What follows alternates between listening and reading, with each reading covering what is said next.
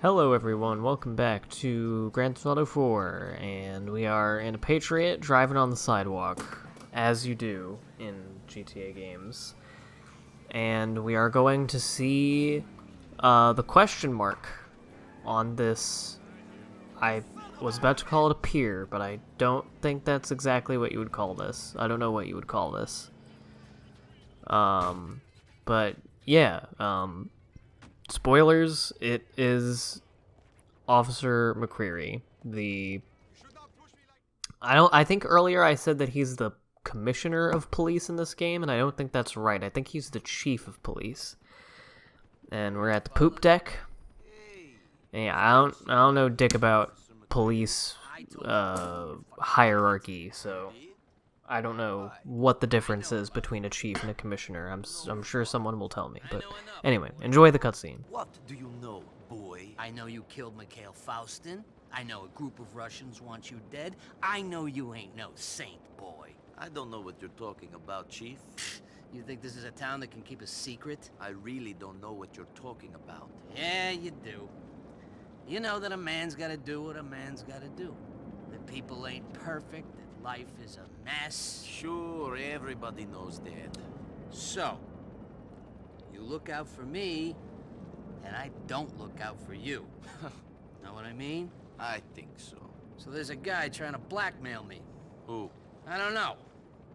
Thinks he's getting paid, though. The guy's smart.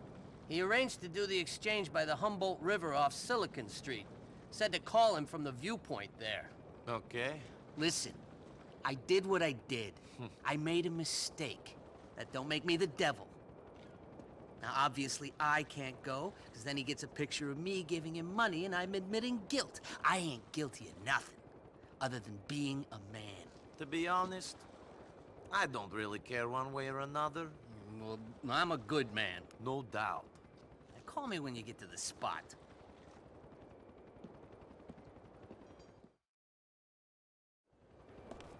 Yeah, Officer McCreary is very invested in you knowing that he is a good person, despite all the bad things that I do and let happen. I'm just a man, and nobody's perfect. So I'm a good man. Yeah, you'll notice that being a recurring theme a lot with Mr. Francis. But anyway, yeah, here we are again. Playing GTA 4, starting up on the last sort of leg of Chapter 2 of this game. Much longer chapter than Chapter 1, and Chapter 3 is even longer. We just have these Frankie missions, and the Packy missions, and the United Liberty Paper ones, and then I think that's it. And that sounds like a lot more than it is, but, yeah, just fuck that car. It's not. It'll only be a few parts. I think I get a pretty decent amount done in each episode of this. I think 25 to 30 minutes is a good length for a GTA video, because, you get some fucking around. I can talk about something for a little bit. You get such riveting gameplay as this. I really wanted to go back and ram those police cars, but I didn't want to waste time or get chased by the police on my way to murder someone. Spoilers. Although I think it may be possible to do this without killing him, but I am pretty sure not. I think, for some reason, I feel like you probably could, because you have to get something from him, and I think you just get it when he, falls down, so you might be able to, knock him out but not completely kill him. But, you just basically just have to kill him, so. It's cops' orders, But yeah, we're working for coppers now. Cops and, the feds, or someone related to the feds in the UL paper people. The people person's paper people.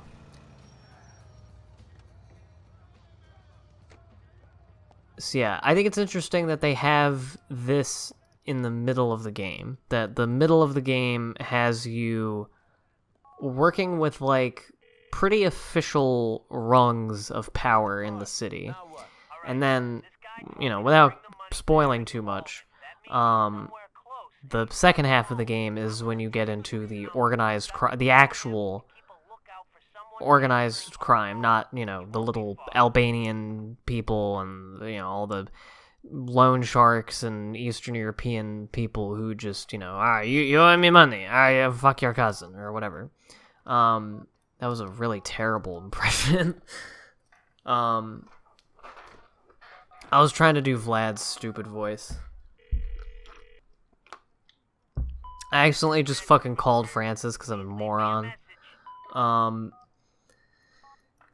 didn't see Blackmailer is literally the first one in there. For some reason, I thought that he gave you the name, and I'm a dumbass. What can I tell you?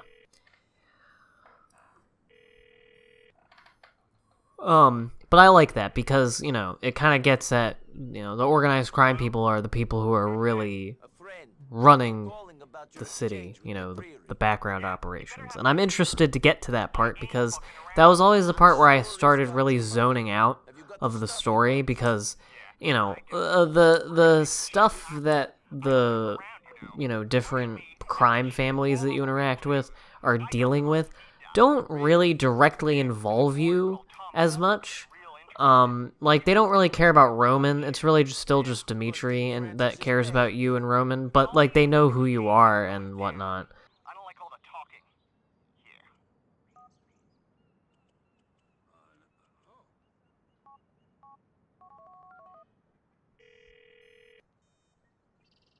Also, I know that this will probably be going up, right around midnight Friday night, so apologies for the people watching this as it's being uploaded. For me being very sporadic with videos the last couple of weeks. You would think that being stuck in the house, I would be able to upload videos on a regular schedule, but, I do have other things that I do. And, ooh, he did a little skip when I shot him in the legs. Just wasted way too many bullets on this. Could not get a shot on him at all. Well, maybe you do have to kill him, because he didn't drop the thing until he died. Whoops.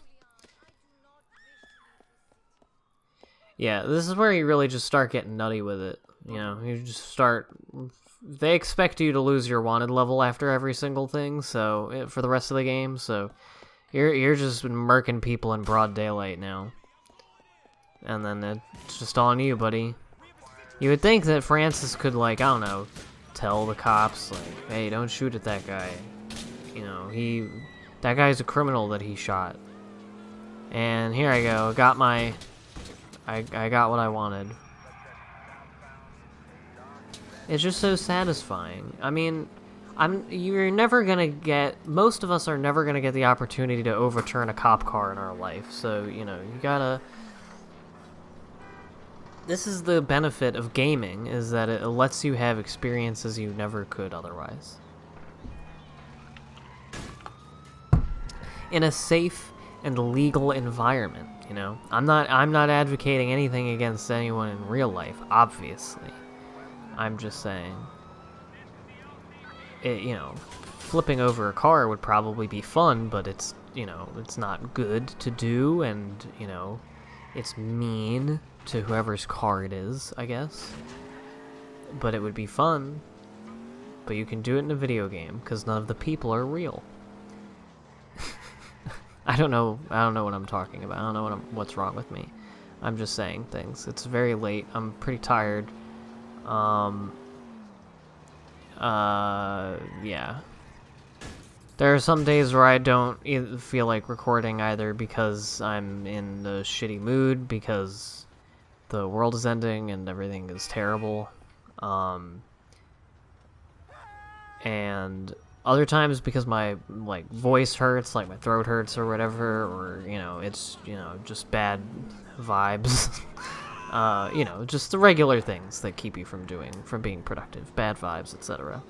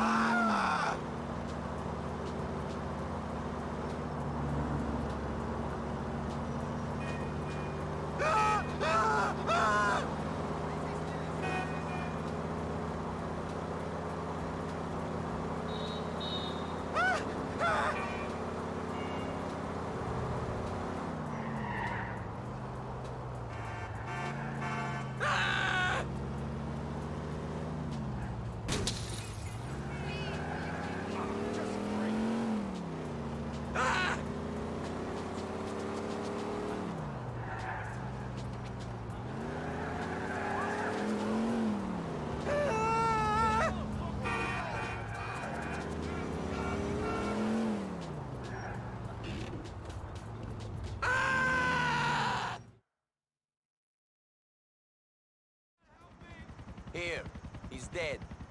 Great, I can get rid of these now. I feel like a new man. Not many people get a second chance like this. It's my redemption. Your sins are absolved, I guess.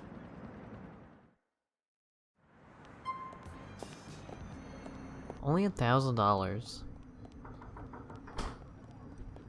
In hindsight, I really should have just cut out where I was running from the police. I probably didn't need to just watch me drive in a straight line for 10 minutes, but oh well.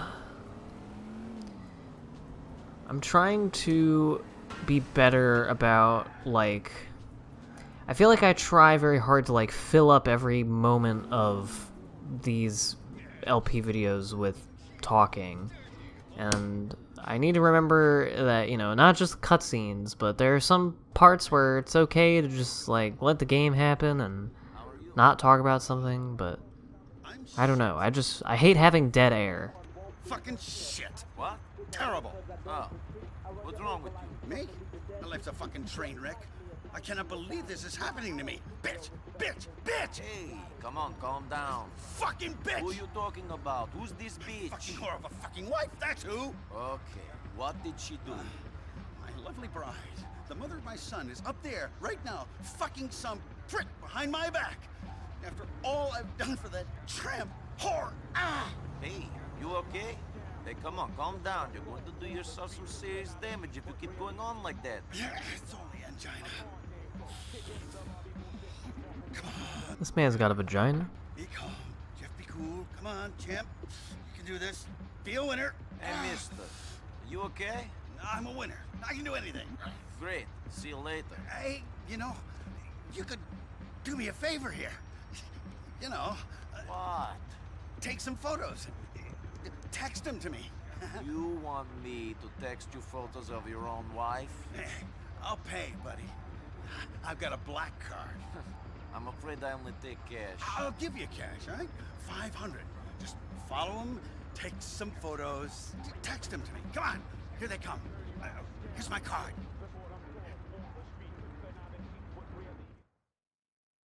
So yeah, we're just gonna stalk these people for this man for money.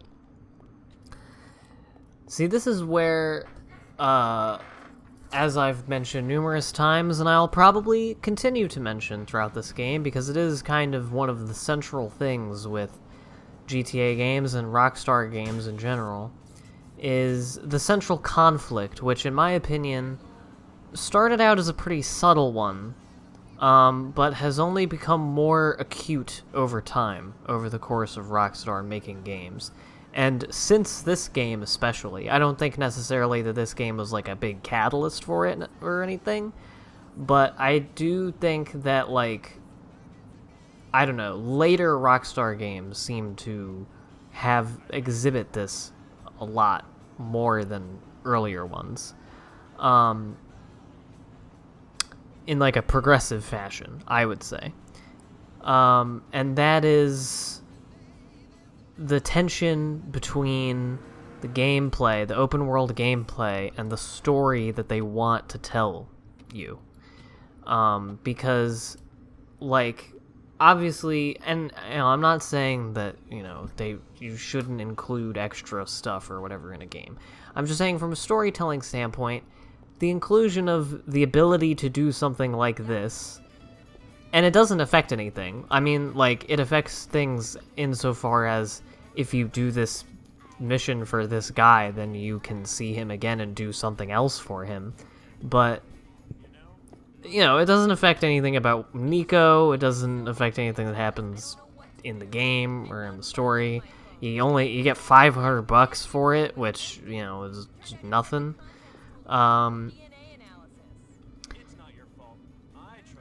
So, but, you know, in the open world gameplay, it's, you know, pretty neat, I guess, mostly because it's kind of like those random encounters or whatever, which are not like this when they're in GTA 5, which are not like this where they're actual missions.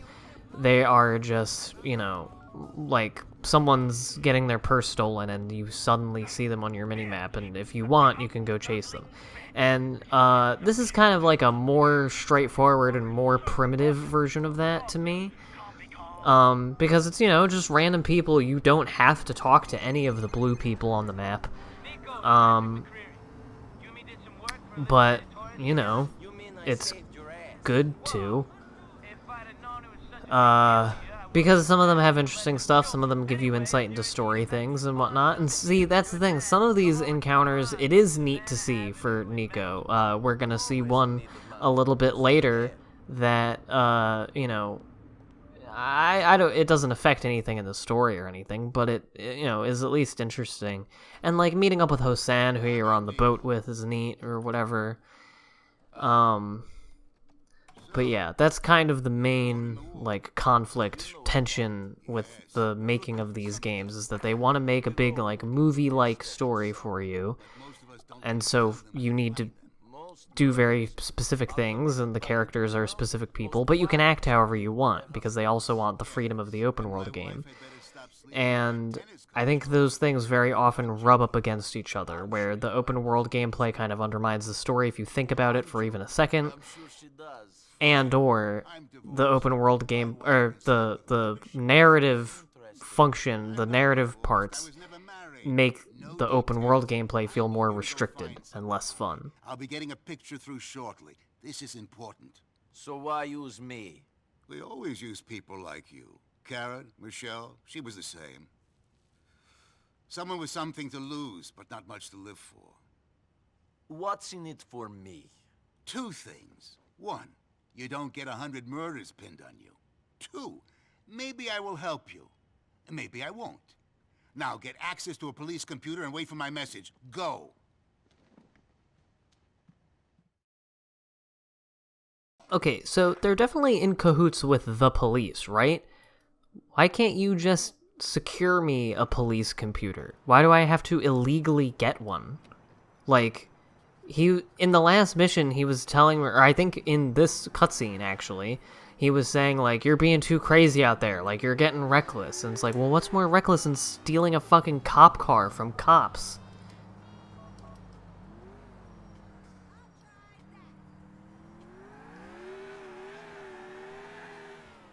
I do like this, though, because you can just elect to just find a cop car if you want, or you can call one, but, why just take a little drive? There's cops littered everywhere around the city. Just find one, and, you know, just go up and, yoink. Oh, looks like that doesn't work. And now we're getting shot at. Awesome. So you just gotta be willing to take a couple shots, that's all.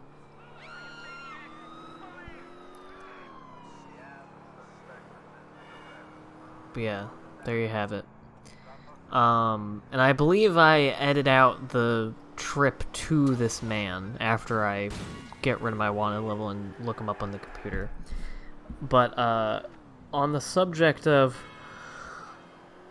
oh, Jesus. Oh, wow, that guy went flying. It's really satisfying to hit bikers in this game. I think I've mentioned that before. A consequence of the bikes in this game being, like, just, like, combusting, and not being able to do anything, and the wheels are made of butter. One of the fun things about that is that you can murk the NPC bikers pretty easily. Speaking of murking, here we are to murk some boys. Well, he must be in there, Nico. Dispose of them all. We're doing a favor. So I literally went to all this trouble to get this police computer so I could identify this one guy just so I could kill like 15 dudes indiscriminately. Like, does it really matter that I know who it is? I mean, I guess we had to learn his location, but I'm sure you could find that out some other way than a police computer. I don't know. I feel like I'm just bitching about this mission now, and you know, it's not like it bothers me. So yeah, this is the easiest way to do it. I have before with this mission shot like most of them in the head right in a row, and only had to pick off like 2 or 3 by actually going up. Because some of them are just like hiding behind shit, and you're never gonna get them from down here with the sniper rifle. But I was missing, and a bunch of them got away. But you can get a lot of them before they hide. And if you're patient with ones like this, and if you don't fucking miss. But I mean, hey, there's not too many left. That guy's really hammering away on his gun, though. But anyway, on the subject of the open world gameplay, there's something that I've wanted to mention a few times, which is, I have long wanted there to be an open world game with as much freedom as a GTA game, basically, in terms of roaming around a city and everything, except you can do whatever you want. Like, it's literally just you carry out the course of like a character's life, and you know, I could go back and forth on whether or not there's things you have to do, like if you have to make them sleep or eat or go to the bathroom or whatever. I mean, I guess that would be more immersive, but I don't know if I would really care. As long as the game is fun, that's the only thing. But yeah, like you could do crime if you want to. Like I think there should be no holds barred. Like you can become like, you know, a stripper or a drug dealer or a cop or whatever you want, or you know, you could just like start a garden or whatever, or you know, be in a book club, or you know, just meet a lot of friends in the fake city. You know, just meet some dudes. I think they give you a choice whether or not to kill that guy. But I didn't know that, and I killed him, and I don't think it matters, but who knows. But yeah, I just want a game where you could do that. I want it to be like a mixture of like The Sims, GTA, and like Animal Crossing, I suppose, just in terms of, insofar as like there's no real like goal or storyline. It's just kind of like, you know, just vibe, like do whatever you like, make your own goals and projects, but with like anything. And obviously at least a certain contingent of gamers would, you know, do all the crime stuff. You know, they would do all they would be big gun dudes. But I think such a game could potentially appeal to everybody, because if you want, you can just do a pleasant playthrough of a game, you know, just planting things or making friends with people. Or you can be a hardened criminal, or you can be like, I don't know, like a defense attorney. I don't fucking know. Just, it would be neat. I know that that's never going to exist.